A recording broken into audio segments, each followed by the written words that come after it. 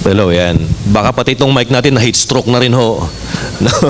Ayan, mag-iingat ho tayo, no? Kailangan lagi tayong hydrated, ano. Actually, ang mahirap po para sa akin pagka ganitong summer, sa totoo lang po, ang pinakaaya kong buwan, May eh. Kasi ang sabi ng mga weather experts, lalo para init ang panahon pagdating ng Mayo. Ano, alam niyo kahit Mayo ho ang birthday ko, yan po ang pinakaaya kong buwan ng isang taon. Ano, kasi nga ho, sobrang init, talagang ano. Ang pinakaaya ko pagka mainit, hindi yung mainit na nararamdaman mo. Alam niyo ba kung ano? Yung pawisin ka. O, yun ang pinakaayaw ko eh. Minsan, yung braso mo hindi mo maiganon kasi pagpapawisan na yung kilikili mo. Minsan, hindi ka naman makaganon kasi pati singit mo pinagpapawisan. Ano? Kaya pagka may nakita ang tao na lagi nakaganyan, ano yan? Nagpapalamig ho yan. Ano, no? So yan, ang pinaka-hassle ho talaga pagdating ng summer, yun nga yung pinagpapawisan ka. Yung init, kaya ko eh. Pero ang hindi ko kaya yung palaging basa ka, no? Yung bang kaliligo mo lang, para ka nang naligo ulit. Ayan, ano? Kaya yung mga makakasalubong po ninyo, parang hindi mo alam kung ano to, bagong ligo ba to o pawisan na talaga. Ano, minsan ganun eh, no? Pero maganda po, may mga tao, pagkapawisan, ang galing magdala. Kala mo bagong ligo. Tama po ba, mga kapatid? Ano? So ganyan ho tayo dapat cope up pagdating sa init. Kailangan sabayan din natin, kailangan tiyagain din natin kasi once a year lang naman po ito eh, no? Minsan nga sabi ko, ano kaya kung hindi ako pinagpapawisan? Sana hindi na lang ako pinagpapawisan, ano? Sana kagaya na lang ako ng aso tsaka manok. Mansin niyo yung aso tsaka manok hindi pinagpapawisan. Ano, napaisip kayo, na bakit kaya ano? Sabi ng mga scientists, wala raw silang sweat glands kagaya ng tao na kung saan ang init na nararamdaman ng aso at manok, nilalabas nila sa dila. Minsan naisip ko, pangit din pala pag ako'y naging aso at manok. Kasi yung pag ako'y naiinitan, laging laylay ang dila ko. Tama po ba? No? Pero mas maganda maging tao na lang na pagpapawisan ka. Ano? Ayan, ganyan ganyan magpawalang makisabay ang katawan ng aso at mga manok pagdating sa init. Bagamat hindi sila pinagpapawisan, ang mekanismo ng katawan nila idadali nila sa dila. Yun yung parang exhaust nila. Doon nila ibinubuga yung kanilang init. Ayan, ano. Anyway, ang topic po natin ngayon patungkol po sa porpoise. Ayan, no. Sino dito yung may porpoise? Ano nga ba ibig sabihin ng porpoise? Tinanong ko yung anak ko, ano ibig sabihin ng porpoise? Kasi wala kaming porpoise eh. Sabi niya, pantawid para sa pamilyang Pilipino program. Tama ho ba? Ano?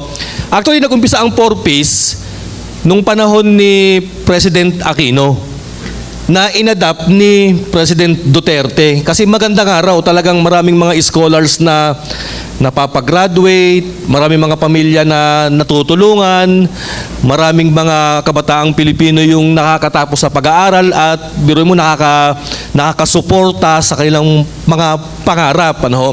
Nung una, akala ko, ang ibig sabihin ng porpoise, pangkain, pangbahay, pang-eskwela, ano pa may isang pansugal, ayan. Kasi ang dami kasing na-issue raw na mga beneficiaries ng porpoise, pinansusugal daw eh, lalo na nung pandemic eh. Kaya yung iba, tinanggal na ho yata sa listahan, ano. So, yan po ibig sabihin ng porpoise, parang financial assistant para po sa ating mga kababayan, ano. Minsan siguro nagtatanong kayo, Pastor, bakit mo na to topic yung porpoise? Ito, tanungin ko kayo, no. Sabihin ko sa inyo ito, no. Naniniwala ba kayo na sa Bible mayroong porpoise? O yung iba dumilat yung mata, ano? Ayan, sabi mo ka sa katabi mo, gusto mong mga makatanggap ng porpoise kay Lord. Uy, may porpoise pala sa Bible. Pero ang porpoise sa Bible, hindi po nangangahulugan ng pantawid para sa pamilyang Pilipino program. Ang porpoise sa Bible, church, mamaya malalaman natin. Basahin po natin, ano? Ito po yung title ng ating mensahe, Desiring God's Presence, which is found in Exodus 33, 1-6. Ayan. Ano, bago nating basahin ito, bigyan ko kayo ng background sa kwento natin. Ano, nung dumating si Moses sa Egypt at napalaya na niya yung bansang Israel mula sa pagkakaalipin sa Egypt, siguro alam mo ninyo ito, no? Nagbagsak ng 10 plagues o 10 salot yung ating Panginoon. Nung hindi matagalan ni Pharaoh, yung salot na 10 na dumali sa Egypt, ang sabi ni Pharaoh, who is the king of Egypt at that time, lumayas na nga kayo, perwisyo kayo sa bansa ko. Do pinalayas niya yung mga Israelites, kaya lang, ang Israelites bago makapunta sa promised land, they have to travel through kailangan nilang daanan ang alin? Ang wilderness, particularly yung Mount Horeb or Mount Sinai. No? So habang nandun ang mga anak ni Israel, ang bansang Israel, tinawag ng Panginoon si Moses sa bundok para i-encounter niya yung leader. At doon ibinagsak ng Panginoon, doon niya dineklara yung kanyang 10 utos. So alam naman natin yung 10 commandments, hindi naman natin isa-isahin. Kaya lang, ang problema, habang si Moses ay nakikipag one-on-one conversation with God at habang dinadownload niya yung 10 commandments, actually wala pang USB po nito, dinadownload ni Moses yung 10 commandments sa 2 tipak ng bato. Ayan, doon sinusulat ng Panginoon yung kanyang batas. Ang problema, yung mga Israelita, nagkaroon ng isang malupit na kasalanan. Ang sabi nila, wala na yung leader natin, parang wala ang presence ni Lord. Ang sabi ng mga Israelites kay Aaron, sabi nila, gawa ka kaya ng Diyos natin? Kasi parang si Moses di na yata babalik eh. Gawa ka ng Diyos natin tapos sambahin natin. Di sabi naman ni Aaron, yung kapatid ni Moses, sige, ibigay niyo sa akin yung mga golds niyo, yung mga jewelries niyo, lulusawin natin, gagawin nating gintong Chicago Bulls. Kasi gintong baka yung yung kanilang ginawang Diyos eh. Nung nagawa na yung gintong baka o gintong guya na Diyos-Diyosa nila, nagkaroon ng party, revelry yung mga tao. Nag-inom sila, nagsaya-saya sila, kung ano-ano mga pinagkagagawa nila. Ano dyan sabi ng Panginoon kay Moses? Moses, babain mo na, may ginagawa ng kalokohan yung mga kababayan mo. Pagbaba ni Moses, sa sobrang inis niya, nabasag niya, binagsak niya yung 10 utos ng Diyos. Kasi ito na, pinarusahan ng Panginoon yung ibang tao ron, especially yung mga tao na ayaw magpaawat doon sa pagsamba sa Diyos-Diyosan na yan.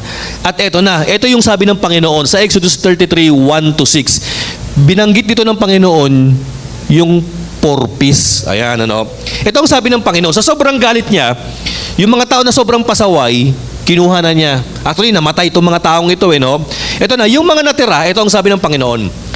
Then the Lord said to Moses, leave this place and the people you brought up out of Egypt and go up to the land I promised an oath to Abraham, Isaac, and Jacob, saying, I will give it to your descendants.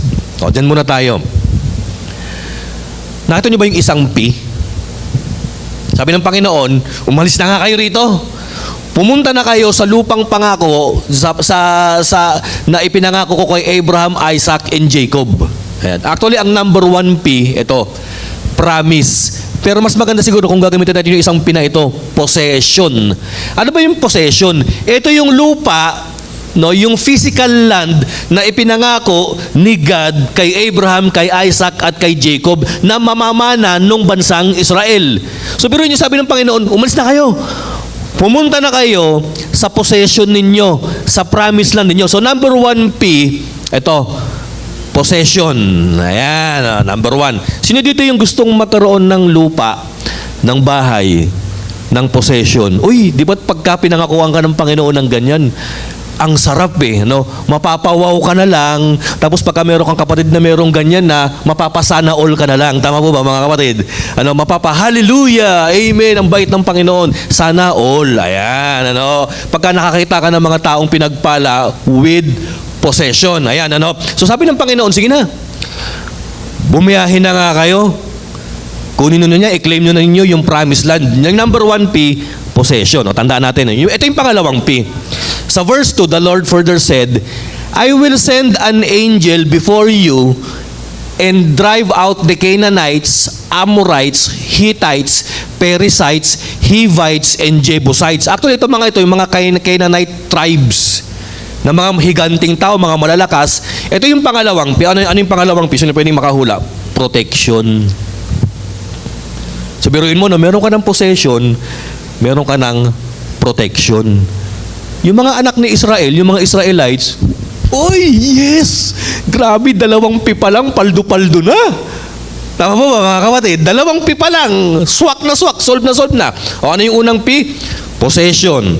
Pangalawang P, protection. Could you imagine, iingatan ka nung angel. May anghel de la guardia ka. against sa iyong enemies. Di ba't ang sarap nun, kapatid, na ikaw ay protected? Hindi ka nagkakasakit, hindi ka naaaksidente, walang nangaaway sa'yo, walang nangahabol sa'yo, kayong mga kabataan, wala kayong stalker, wala kayong basher, because you are protected by God's angel. Wow, ang sarap! Basahin pa natin yung pangatlong P, mga kapatid. Go up to the land flowing with milk and honey. Ito yung pangatlong P, kapatid. Pag sinabing land of flowing of milk and honey, ibig sabihin, yung lupa, fruitful. Yung lupa, mataba, cultivated. So therefore, pwede nating sabihin na yung pangatlong P, ito po, provision. O ba, ang ganda, no? Ano yung tatlong P ulit? Possession, protection, tsaka provision. Pag sinabing provision, fruitful ka. Yung lahat ng mga ginagawa mo, yung mga lahat ng mga negosyong pinapasok mo, yung mga racket na ginagawa mo, sa trabahong pinupuntahan mo, promoted ka, malaki sweldo mo, meron kang provisions, hindi ka nagugutom, may pagkain ka, may pang-hospital ka, lahat provided because of the term provision. Sabi ng Panginoon, dadaling ko kayo into the land flowing of milk and honey. Ito yung pang-apat na P, mga kapatid. Hindi, doon ulit, basahin natin yung karugtong doon. Ano? Ito sabi niya, but I will not go with you. Yun lang. Ano yung pang-apat na P? I think this is the most important P doon sa 4 P's ng Panginoon. Alam niyo kung ano? Presence. Presence. O, may tanong po ako sa inyo. Sino dito yung gustong kumuha ng 3 piece pero wala yung 1 piece? Hindi, hindi 1 piece, 1 P. Kasi singular na lang pala, pastor, ayan. Sino dito yung gustong, yung willing na, yes Lord, hallelujah, mayroon akong possession. Yes Lord, salamat Panginoon. Minsan, thanks God. Thanks with the S and with the small G. Thanks God. Ayan, minsan gaganoon pa eh. Magsha-shout out pa eh. No? Thanks God. Yan. Protected ako. Ayan. Tapos yung pangatlo, salamat Lord, promoted ako. Yun lang ang pang-apat, hindi nila namamalaya. Wala ang presence. Ito sabi ng Panginoon, ano? But I will not go with you because you are stiff-necked people and I might destroy you on the way. Nakita niyo to, church? Oo, meron silang protection na angel, pero ang titira pala sa kanila si Lord. Ano ang dahilan kung bakit ganito ang sinasabi ng Panginoon? Dapat nakalagay dyan eh. Because you are a stiff-necked people. Alam niyo kung ano yung stiff-necked people? Matigas ang ulo. Pasaway. Na-offend, nagalit ang Panginoong Diyos sa mga anak ni Israel. It is simply because ito yung mga tao na nakakita ng 10 plagues. Ito yung mga tao na nakakross sa Red Sea na hinati ng Panginoon. Ito yung mga tao na nakatikim ng mana, nakatikim ng deliverance, nakakita ng protection kay Lord. Pero ito yung mga tao na nagawa pa rin sambahin yung ginto-ginto nilang Chicago Bulls na Diyos-Diyosan, mga kapatid. Abay talaga naman siguro ma-open ang Panginoon at tinawag niyang stiff-necked people. Kaya ang sabi ng Panginoon, sige, kunin na ninyo yung possession ninyo. Proprotektahan ko kayo sa pamamagitan ng anghel ko. Ipoprovide ko yung land, yung mga gagamitin sa land ninyo. Kaya lang hindi ako sasama sa inyo. Ito pa sabi ng Panginoon, kung sasamahan ko kayo, baka ako mismo titira sa inyo. Hindi, ano ang point itong kwento natin, mga kapatid? Ito ang point. Hindi pala lahat ng blessings natin kailangan dapat checkin natin, balansehin natin. Listen to this, guys, church. Tignan ninyo yung pagpapala ninyo. May possession ka. Protected ka, wala ka sakit. Fruitful ka. Yung bang para kang si Midas, lahat ng hawakan mo nagiging ginto, lahat ng pasukin mong business kumikita. Oh, so sasabihin mo, oy, blessed na blessed ako. Pero ang problema, kapatid, baka naman malayo ka sa presence. Baka malayo ka kay Lord. Kaya hindi lahat ng pinagpapala, okay. Tama po ba? Kasi nakalagay ho dito eh. Ano, ang sabi ng Panginoon, hindi ko kayo sasamahan bagamat may possession kayo, bagamat protected kayo, bagamat palabunga, provided yung pangangailangan nyo, but I will not go with you because you are stiff-necked people, sabi ng Panginoon. O, sino dito yung gustong kumuha ng 3-piece? Parang ayaw nyo na. Pastor, 3-piece chicken lang siguro, sapat na ako. Di ba tignan nyo ito, no? I-analyze natin yung blessing natin. tignan natin yung importance ng 4 Ps ng ating Panginoon. Baka naman meron tayong 3 Ps, wala pala yung 1 Ps, yung 1 P. Yung pinakamahalaga, yung presence. Listen to this, church. Because of this, tignan natin dito tayo sa outline, Judith. Tignan natin dahil dito, may napansin ako ito yung God's 4 Ps, possession, protection, provision, and presence. Dahil sa 4 na ito, merong 4 na reactions ang iba't ibang uri ng tao towards God's 4 Ps. Ito number 1, There are those who desire 3 Ps and disregard God. Nakita nyo, napansin nyo yan. May mga tao, ang number 1 purpose in life, ang number 1 goal in life, magkaroon ng bahay, mawala ang sakit, maging healthy, tapos magkaroon ng business, maging happy family. Pero pagdating kay Lord, hindi, bahala na yung mga religious dyan. Basta ako, ito yung ipupurso ko. Napansin nyo yan? There are those people na masyadong malakas ang appetite nila pagdating sa earthly possession, pagdating sa worldly things, na talagang yun ang talagang hinahabol-habol nila, fame, power, gold. Pero pagdating sa spiritual na bagay, they disregard and neglect God in their lives. There are those people, tanda natin, who desired 3 Ps and disregard God. Tanungin ko kayo, okay na ba kayo pagka ganito ang buhay ninyo, kapatid? Ayaw nyo pa? May maganda yung bahay mo, may negosyo ka, wala ka sakit.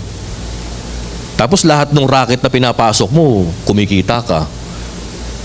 Pwede na yun. Pero hindi ka nag-church, wala kang Diyos. Pwede na yun. Iba, ayaw pumayag sa inyo may 3 Ps ka naman alam mas marami, 3 Ps, 1 P. Pastor, parang ang hirap kasi mahalaga yung huling P, yung presence may maraming taong ganyan sa sobrang passionate nila sa worldly things, nakalimutan nila meron palang Diyos. Nakalimutan nila yung obligations nila kay God. Nakalimutan na nila that they are created to worship the Creator. Ang nangyari, they tend to have passions sa worldly things. So number 1 number 1 reaction ng tao about God's 4 Ps there are those who desire 3 Ps and disregard God. Ito yung pangalawa. Ito naman yung pangalawa. There are those who pursue God because they want 3 Ps. Ito kabalik, ibang naman to, ibang version naman ng tao May mga tao hinahabol yung 1 Ps, yung 4 Ps, yung presence. Bakit mo hinahabol yung presence ng Panginoon? Hindi, kasi gusto ko magkaroon ng possession, gusto ko magkaroon ng protection, and gusto ko magkaroon ng provision. Nakalagay din, may verse pa nga sila Matthew 6:33, ano yun?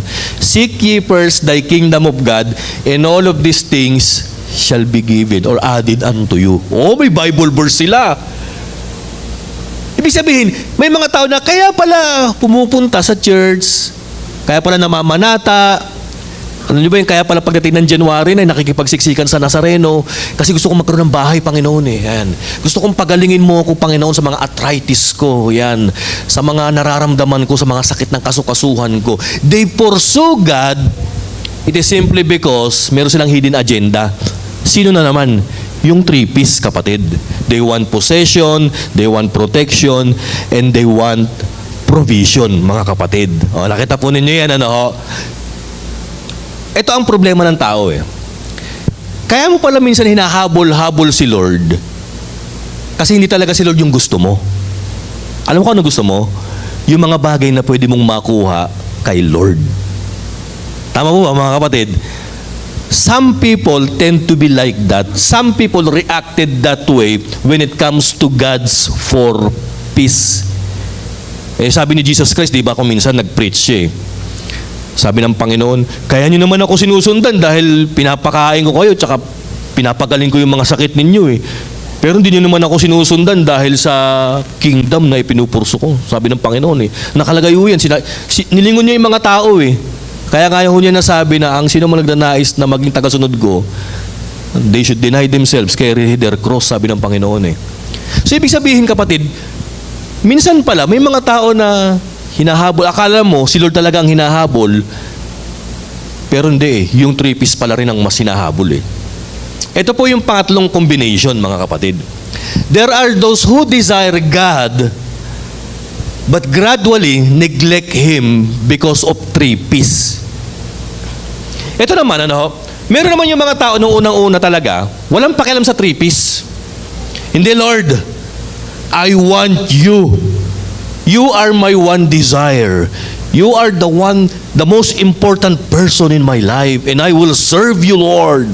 Ganun sila, no? Ito na, di habang natagpuan naman na sila ay, alam niyo ba yun, sila ay faithful, sila ay passionate kay Lord. Ang ginawa ng Panginoon, blinis. No, binigyan ng possession ni Lord, binigyan ng protection, binigyan ng provision. Lumago ang business, lumago ang kaperahan. Pero ang problema, ito na, unti-unti na silang nagfo-fall away, nadidiskaril sa presence ng Panginoon. Kasi ang katwiran, alam niyo ba kung ano? Hindi mo na ako maka-attend sa church. Mga 1 taon, kasi meron akong binubuksang business sa US. Dati ang sinasabi niyan, Pastor, pag-pray mo ako para makuha natin ito. Pastor, gawin natin ito. Ayan. Pastor, susuport ako. Pero nung lumaki na, nung naging ang kanyang business na kinikita ay naging 6 digit na, 7 digits na mga kapatid, ito na. Unti-unting bumibitaw sa presence. It is simply because they were being possessed by the 3 Ps. Tama po ba? Dati-dati, pastor, ngayon yung pas niya, hindi na pastor na ibig sabihin ng pas niya, pas na ako dyan.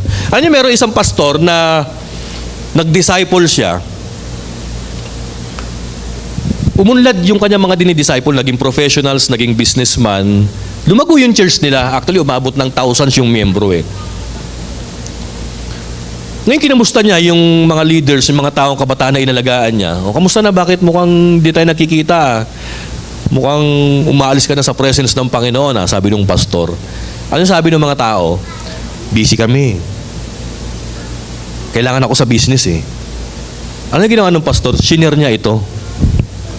Na hindi pala lahat ng blessing, bagamat nandyan, approve ni Lord. Naniniwala po ba kayo ron? Na hindi porket may possession ka, na hindi porket protected ka, na hindi porket provided ka, natutuwa pala ang Diyos sa inyo. Kasi yan ang nakalagay mga kapatid. Ano sabi ng Panginoon? Sige, umalis na kayo. Puntahan na ninyo yung promised land ninyo. Sasamahan kayo ng angel ko. Tapos, land of flowing of milk and honey. Yun lang, di ko kayo sasamahan. Bahala kayo dyan. At ang sabi ng Panginoon, kapag sinamahan ko kayo, baka ako pa tumira sa inyo, sabi ng Panginoon. Church, if you are the Israelites, how would you react?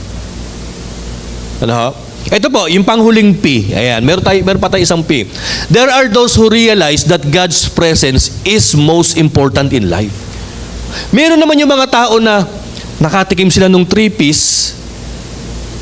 Lord, nakakaumay pala to. Sa totoo lang, nakakaumay talaga, lalo na yung mga kahit yung 1 piece, 2 piece chicken ng Jollibee, nakakaumay yung mga McDo. Oo, kahit anong mga manok, basta kung laging manok na lang ang kinakain mo, nakakaumay mga kapatid. Sa totoo lang po, ako naumay ako dyan kasi yung mga anak ko yung lagi trip na pagkain eh. Jollibee tayo, Jollibee na naman. Amoy pa lang na Jollibee, naumay na ako eh. Sa susunod, makita ko pa lang yung mukha ni Jollibee, naumay na ako eh. Kasi yung mga bata yun talaga ang gusto. Chicken Joy, yan. Nakakaumay po yung mga kapatid yung 3 Ps. Pero ang di nakakaumay at ang nakakapag-fulfill at nakaka-satisfy ng ating desire, yung last P, yung presence ng ating Panginoon, mga kapatid. So there are those people who realize that God's presence is most important in life. Actually, sino itong binabanggit kong ito? Yung mga Israelites. Nung sinabi ng Panginoon na hindi ko na kayo sasamahan, alam niyo kung ano ginawa nila? Ano nga sa next slide, Judith? Tingnan niyo po ito, no? When the people heard these distressing words, ayan, they began to mourn, and no one put on any ornaments. Grabe nung narinig daw nila yung sabi ng Panginoon na, sige, may 3 Ps kayo, pero wala yung 4th P. O sige, naguluhan daw yung mga tao, natakot daw eh. At ang sabi, umiyak daw sila. At alam niyo kung ano sabi dyan sa Bible? Hindi na raw sila nagsuot ng mga alahas. Pag sinabing ornaments, ginto, jewelries, pampaganda mga kapatid. Tapos sabi dun sa verse 5, for the Lord had said to Moses, tell the Israelites, you are stiff-necked people, and if I were to go with you, even for a moment, ano sabi ng Panginoon? I might destroy you. And now, take off your ornaments, and I will decide what to do with you. Ayun ang sabi ng Panginoon. O sige ngayon, hubarin niyo yung mga alahas ninyo. Kasi ako ang magdidesisyon kung anong gagawin ko sa inyo. Nakita niyo sobrang galit ng Panginoon. And then in verse 6, sabi pang ganyan, so the Israelites stripped off their ornaments at Mount Horeb. Grabe, no? Yung Mount Horeb, parang nung binabasa ko to, parang ang tingin ko Mount Horror eh.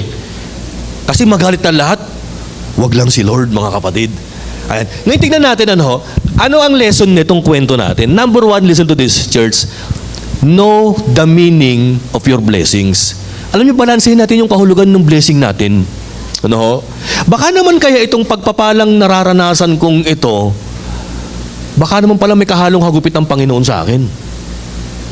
Kasi, nabasa naman natin bibigyan na nga nila sila sa kanilang promised land, may possession, may protection, meron na nga provision, land of flowing of milk and honey, pero ang sabi ng Panginoon, hindi ako sasama.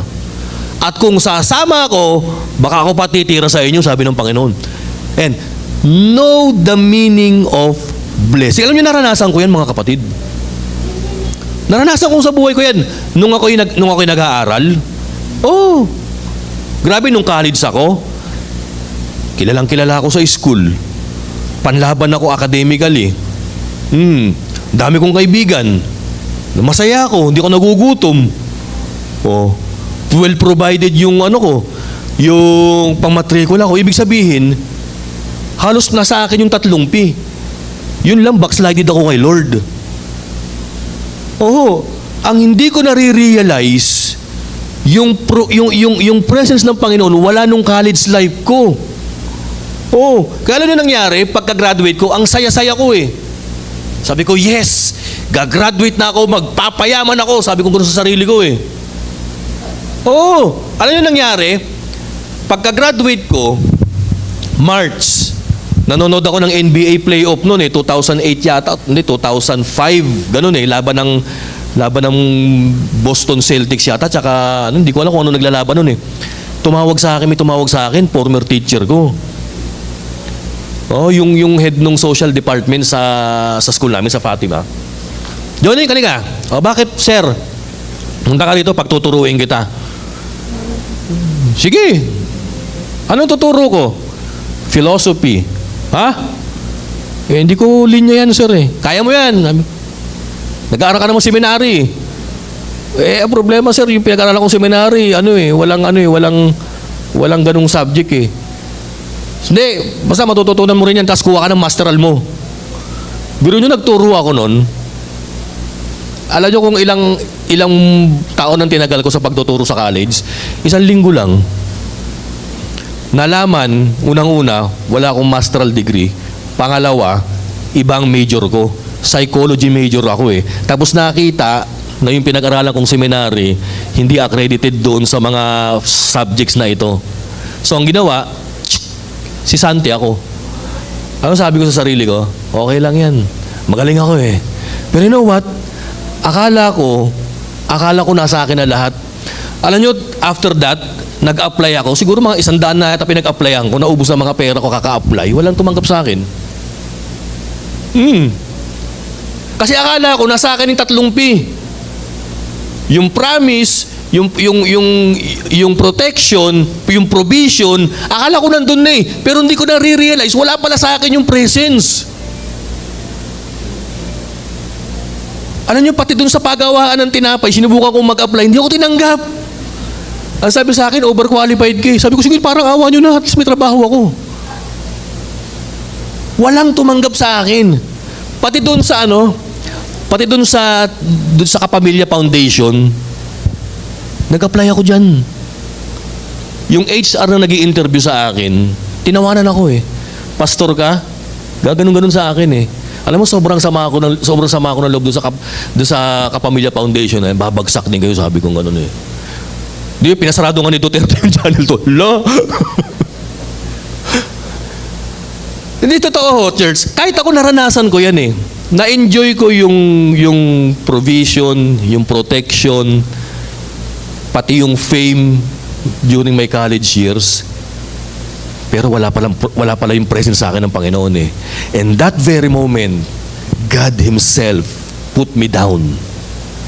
Biruin mo, si Lord mismo ang himagupit sa akin. No? Kaya minsan, church, ito know the meaning of your blessings. Balansehin natin.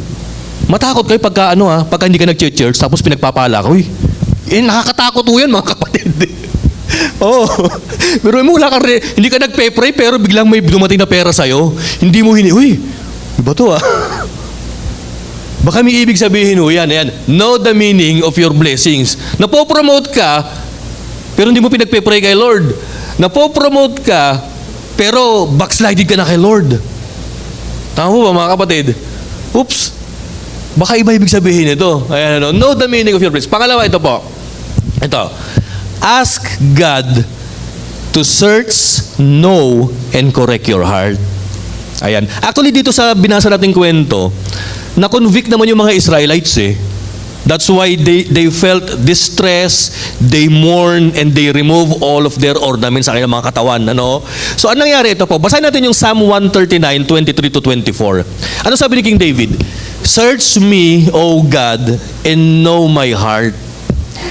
Test me, and know my anxious thoughts. Sa verse 24, sabi niya, see if there is any offensive way in me, and lead me in the way everlasting. Yan ang sabi ng Panginoon. Pwede ba natin sabihin ngayon kay Lord, ito mga kapatid, Lord, search my heart. Alin ba ako doon sa apat na pinakita ko na, Lord, am I after only for the 3-piece?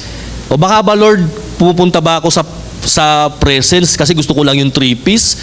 O baka, Lord, baka mamaya, Lord, because of this 3-piece, iwanan ko rin ho kayo, Panginoon. Search my heart. I-analyze po natin yung motives natin. At sana, church, never na ever mawawala ang last P sa buhay natin. O may tanong po ako sa inyo. Kayo ba, ano mas gusto nyo? Yung 3 P, yung 1 P? Of course, yung pinakahuling P. O kahit okay lang ba kahit walang possession? Okay lang kahit walang protection. Okay lang kahit walang provision. Yung lahat ng pinasok mong negosyo, lugi. Ngayon, kapatid. yung bang lahat ng gawin mo sa buhay, mapapakanta ka ng ako ang hari ng sablay. Ako ang hari ng... Alam mo, okay lang yan eh. Kasi ang maganda, as long na nasa iyo yung huling P, yung presence, mga kapatid. At ako naniniwala, yung huling P na yan, si Lord Himself, because of your faithfulness and loyalty sa Kanya, and passion sa Kanya, ibabalik niya yung 3 P na pinaka-dinidesire mo. Alam niyo, gusto lang malaman ni Lord ngayon, gusto lang niya malaman pa sa atin, sa bawat puso natin, kung ano ba talaga ang mahalaga sa puso natin. Kung siya pa rin ba o yung 3 P. Kanina nagbabasa ako nung FB, ewan ko totoo ito eh. Ang dami mga celebrity, membro ng gaytong kulto, membro ng gaytong satanic, kasi nga ang pinalit nila, yung kailang fame, yung kailang power, yung kailang pera, yung kailang karir. Yun nakalagay. Ewan ko kung totoo ho yun. Pero there's something truth behind those posts, mga kapatid. Ito nakakatakot na tanong. Willing ba kayong iwanan yung presence to acquire 3-piece? Ayaw ko na, Lord. Ayaw ko. If ever, church, that we have sinned against God because we neglect Him and we are so much passionate about yung naunang 3 P. O, tanda natin baka ma-misunderstood po ninyo ako. There's nothing wrong with possession. O, walang problema sa yaman. As long that your possessions doesn't possess you. Hanggat yung pag-aari mo, hindi ka na inaari. Ang masama, yung pag-aari mo, inaari ka na niyan. To the point na binabaklas ka na niya sa presence ng Panginoon mo, kapatid. Ito yung pangatlong nangyari. Pangatlong lesson dito, listen to this, church. Ask forgiveness and repent. Okay, ano yung ginawa ng mga Israelites, mga kapatid? Number 1 na ginawa nila, ito po, Number 1, yan, isunod sa outline. Number 1 na ginawa nila, ito nakaramdam sila ng distress. Ano sabi doon sa Bible? After they heard these distressing words, distress. Ano yung root term ng distress? Stress. Pero mo na-stress sila doon sa nabalita ng Panginoon sa kanila. Ibig sabihin ng distress, feeling of worry and troubled. Nabaghabag sila. Naku, Panginoon, ano na to? Oo, may possession ako. Oo, protected ako ng angel. Oo, meron akong provision. I'm living in the land flowing of milk and honey. Pero ang presence, Lord, wala eh. At kung sakaling lumapit ang presence mo, titirahin mo ako, Lord. Di ba nakaka-trouble yun, kapatid? Number 1 na naranasan nila, kapatid, ito, kailangan maka-feel ka ng distress feeling sa buhay mo. Hindi maganda ito. Baka mamaya trap ito. Itong fame, itong power, itong material things, hindi. Baka mamaya trap ito. Tapos hindi ako malapit kay Lord. Ayan. Pangalawang bagay na nagkaroon sila na naranasan nila, ito, they mourn. Ayan. Ano ibig sabihin nung mourn? A person is mourning whenever someone is lost in his life. Pag sinabing mourn, nagdadalamhati. Di ba pagka namamatayan ka, nagdadalamhati ka? Actually, ang salitang mourn hindi lang ginagamit sa mga taong namatayan. Ginagamit din yan sa mga taong iniwan. Sino dito yung iniwan? So, di ba ang sakit? Ginagamit din tong mourn na ito sa mga taong naka-experience ng breakups. Sakit. Di ba pagka nag-break kayo, umiiyak ka? Hindi ako kayang mawala ng nag-iisa. You are mourning. Di ba? 11 years. Ay, ang hirap kalimutan nito. Ang hirap mag-move on. You mourn. Kaya yung mga nagbe-break up na yan, papost-post yan sa Facebook, kahit masaya yan, nagmo-mourn yan deep inside. Tama po ba, mga kapatid? Oh, mourning happens kapag ka ang presence of someone you love nawala na sa'yo. Ito, nag-mourn ng Israel eh. Nung sabi ng Panginoon, hindi ko na kayo sasamahan. Nag-iyakan sila eh. Hala, patay na. Ganyan ba kayo, kapatid, pagka may nagte-threaten sa inyo na iiwanan kayo? Di ba magmumurn ka? Sabihan ka ng tatay mo, iwanan ko na kayo. Mga pasaway kayo. Sabihin ng nanay niyo, iwanan ko na kayo, di na ako mag-aalaga sa inyo. Tanda-tanda mo na ako pa nagluluto ng pagkain ninyo. Di ba magmumurn ka? Wala na si tatay, wala na si nanay. Paano na ako kakanta ng nanay, tatay, gusto kong tinapay, di ba? You mourn. Mas matindi pa, mga kapatid, ang nawala sa kanila, hindi si nanay, si tatay, si Lord. Kaya sila nag-mourn, mga kapatid. Biruin mo, no? Imagine, nabivisualize itong sinasabi ko sa inyo to. Biruin mo, may lupa't bahay ka, oh. Wala kang sakit, may protection eh. Tapos lahat ng business na pinasok mo, lumalago, kumikita, may mga dividendo, dami mong pera eh. Pero umiiyak ka. Kasi na-realize mo, wala ang presence ng Panginoon sa buhay mo. You mourn. Oh, you mourn, mga kapatid. Di ba? Di ba karamihan ng mga taong walang sakit, lumalago ang pera, napopromote. Di ba't ang saya-saya? Yes! I-enjoy ko muna to. Kailangan ma-realize nila na ang pinakamahalaga doon sa 4 P's, yung pang-apat. Pero mo nandun nga sa yung 3 P, wala yung 1 piece, si Lord. iiyak ka nga talaga, mamumurn ka. Ito yung pangatlong ginawa nila. Ano yung pangatlong ginawa nila? Removal of ornaments. Ano yung ornaments? Yung hikaw, sing-sing, yung mga yung mga alahas, mga pampaganda. Biruin mo, lahat tinanggal nila. Tinanggal nila yung sing-sing nila, yung hikaw nila, yung mga alahas sa binti nila, pati yung mga hikaw sa dila nila, pati yung mga ginto sa ipin nila, tinanggal nila, pati yung mga hikaw dito, hikaw sa ilong, tinanggal nila. Lahat tinanggal nila, kapatid. Ano ibig sabihin ng ornaments? So listen to this. Ornaments, jewelries, gold, silver, these are symbol of material prestige, possession, and idol. O alam nyo ba bakit ko nasabing idol ang ornaments? Saan gawa yung gintong guya na sinamba nila? Di ba sa mga ornaments nila? Kaya ang sabi ng Panginoon, hubarin nyo yan. Di sabi ng mga Israelites, alisin ko na nga ito. Alisin ko na nga ito. Bakit kaya pinagawa ng Panginoon ito sa kanila, mga kapatid? To make them realize that the most important in this world is not the three P's. Yung presence ng Panginoon. Tayo ba tumayo ngayon, mga kapatid? Right now, kapatid, how do you view God's purpose in your life?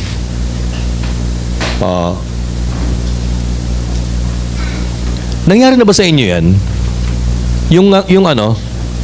Yung sabi ko kanina, dami kang pera, marami kang pag-aari, wala kang sakit, pero na-realize mo suddenly, nag-focus ako rito, pero ang layo ko na pala kay Lord. Ang layo ko na kay Lord. Ako, i-share ko lang sa inyo to, mga nakaraang buwan, pag nagpe-Facebook ako, tinutukso ko ng demonyo eh. Actually, chinalis din ako ng Panginoon eh. Of course, hindi maiwasan yung mai-compare mo yung sarili mo sa ibang tao. Nung pumasok akong seminary, ako ang katangi-tanging estudyante sa batch namin na walang balak magpastor. Lahat ng mga kalalakihan na kaklase ko roon, sila gusto magpastor. Pero nakakalungkot, yung ayaw magpastor ako, naging pastor. Yung gustong magpastor, hindi naging pastor. Di, nagkakakontakan kami sa Facebook. Yung iba nagpastor din. Pero alam na yung iba, na mga kaklase ko talagang gustong magpastor, iba na puntahan eh. Yumaman, no. Some of them became businessmen. No? May farm sa Quezon. Gaganda ng mga baboy niya, chairman, no. Ang hinihigaan, hindi mga dumi ng baboy eh. Parang ang hinihigaan ng baboy niya, ipe, ang gaganda. Tapos may paitlugan siya. Sabi ko, Lord, sana magkaroon din ako ng ganyan. Natukso ako in a sense na, alam niyo yung nauhaw ako sa 3 P. Na-desire ko yung 3 P to the point na nagre-reklamo na ako kay Lord. Sabi ko, Lord, bakit parang ang unfair, Lord, kung sino pa yung naglilingkod, Lord, ganito. Pero ang revelation sa akin ni Lord itong verse na sinasabi ko sa inyo ngayon, shinare sa akin to ng mentor ko, and habang nagme-mentoring kami, prini-preach niya ito, patawa siya ng patawa, ako naman iyak ng iyak sa likod, because I was pierced in the heart, mga kapatid. God made me realize na, anak, hindi mahalaga yung 3 P, ang mahalaga yung 1 P, yung presence. Alam niyo ba nangyari dito, church? Eto na. Yung leader nila, si Moses. Mag-fast forward tayo ng kwento. Si Moses, hindi inalaw ng Panginoon na pumunta sa promised land. Alam niyo ba kung bakit? May violation siya eh. Hinampas niya yung bato na sinasabi ng Panginoon, kausapin lang niya. And because of that disobedience act, pinagbawal na ban si Moses to enter the promised land. So dito pa lang si Moses, walang possession, walang protection, walang provision. Pero maganda kay Moses, meron siyang presence. Alam niyo ang sabi ng Panginoon sa kanya, Moses, dyan ka lang sa Mount Nebo. Tapos nakikita niya yung mga kababayan niya, pumasok na ng promised land. Nakita niya yung promised land, ang ganda. Sa tama nga sabi niya, Lord, it is a land of flowing of milk and honey. Di ba't may kasabihan sa social media, pagkainggit, pikit. Si Moses, nakikita niya yung mga kababayan niya, nagtatamasa ng promised land. Ang ganda ng buhay, may provisions, land of flowing of milk and honey. Sabi ng Panginoon, Moses, diyan ka lang sa Mount Nebo. Dahil diyan sa Mount Nebo, mamamatay ka na. Namatay si Moses, not entering the promised land. Pero maganda, nung namatay si Moses, nakuha niya yung 1P, yung presence. Because Moses, during that time, hindi naman niya kailangan ng possession eh. Hindi naman niya kailangan ng protection. Kasi ang magpoprotect sa kanya, hindi lang angel ni Lord, God Himself. Pangatlo, hindi niya kailangan ng provision. Kasi si Lord na ito eh. Kapatid, I challenge you, never ever leave God's presence. Huwag kang lalayo kay Lord. O kaya, huwag mong hayaang lumayo si Lord sa'yo kasi nahumaling ka sa tripis, mga kapatid. I-desire mo palagi ang presensya ng Panginoon sa buhay mo. Lord, hindi ako mabubuhay. Hindi ako papasok ng promised land, Panginoon, kung wala ka sa buhay ko. Sige po, tayo po yung umawit ngayon. Right now, awitin po natin yung itong awit na ito, yung one desire, awitin po natin. At habang inaawit natin ito, kung sino man po yung gustong tumanggap kay Kristo bilang kanyang tagapagligtas, kapatid, kunin mo na itong isang pin ni Lord. Ayan, kunin mo na yung presence sa buhay mo. Sige po, awitin po natin itong awit na ito.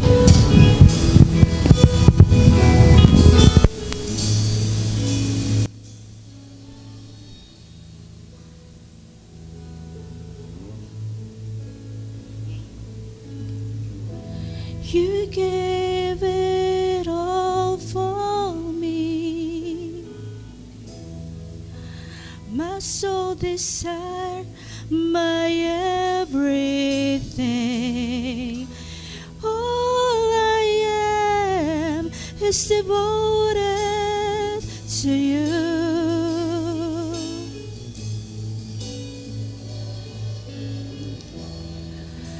How could I fail to see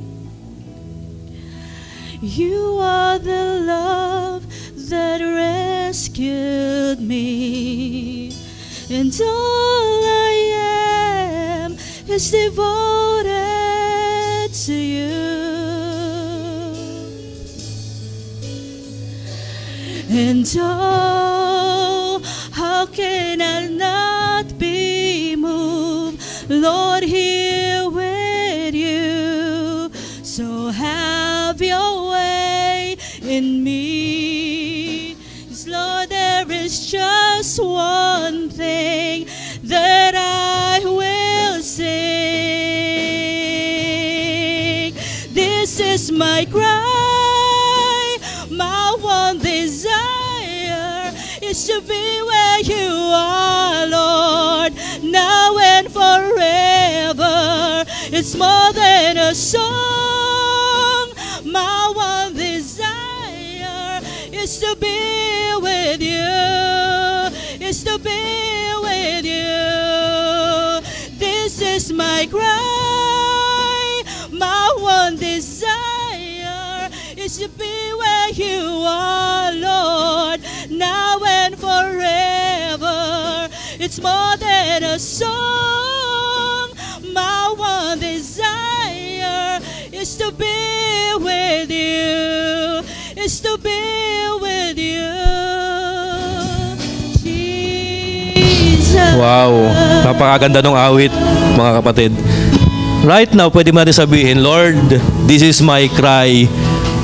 My one desire, Lord, is to be with you, Panginoon. Palakpakan po natin Panginoon ngayon, mga kapatid. Minsan, nung maliit pa yung pangalawang anak ko, pag yung bata, umaalis ako, laging sama ng sama sa akin eh. Ang ginawa ko, iniwanan ko ng tablet, binigyan ko ng pagkain, binigyan ko ng malalaro, may mapagkakaabalahan para wag lang sumama sa akin kasi aakit ako sa rooftop maglilinis. Delikado yung hagdan, baka malaglag, sabi ko. Alam mo ginawa ng bata? Hindi pinansin yung gadget, hindi pinansin yung pagkain, hindi pinansin yung ice cream. Ang sabi niya sa akin, Daddy, Daddy, Daddy. Alam mo, gustong sumama sa akin. Then yung inakyat ko sa taas, binuwat ko, wag kang baka malaglag ka, sabi ko.